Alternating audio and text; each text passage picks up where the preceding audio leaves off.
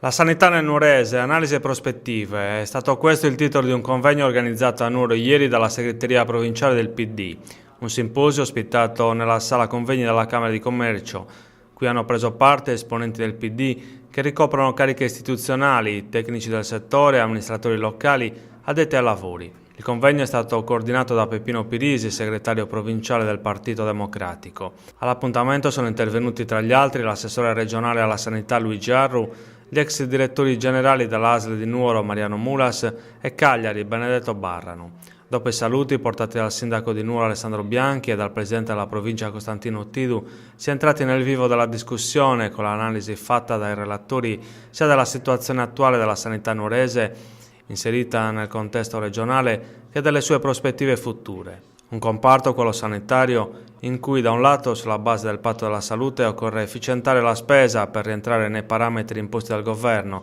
e dall'altro salvaguardare alcuni presidi indispensabili per una gestione organica del sistema sanitario nella provincia di Nuoro, a partire dai presidi ospedalieri a rischio come il San Camillo di Sorgono o lo Zonchello di Nuoro. Sulla sanità nuorese, che in questi anni anche attraverso il project financing ha lanciato la sfida per diventare il terzo polo sanitario sardo, si allungano le ombre del San Raffaele di Olbia, una struttura che nonostante tutte le rassicurazioni del caso non potrà non avere nel medio e lungo termine delle conseguenze, sia in termini di attrazione di risorse pubbliche che di migrazione dei pazienti verso una struttura che offrirà prestazioni allo stato dell'arte e della scienza medica. Da qui la necessità di disegnare il futuro della sanità nuorese che ancora oscilla tra le eccellenze di alcuni reparti e prestazioni e problemi spesso incomprensibili per il cittadino che paga le tasse dovuti alla carenza di risorse e di personale medico e infermieristico. Questo a fronte di una spesa che per l'intero settore sanitario sardo supera abbondantemente i 3 miliardi di euro, la metà del bilancio regionale.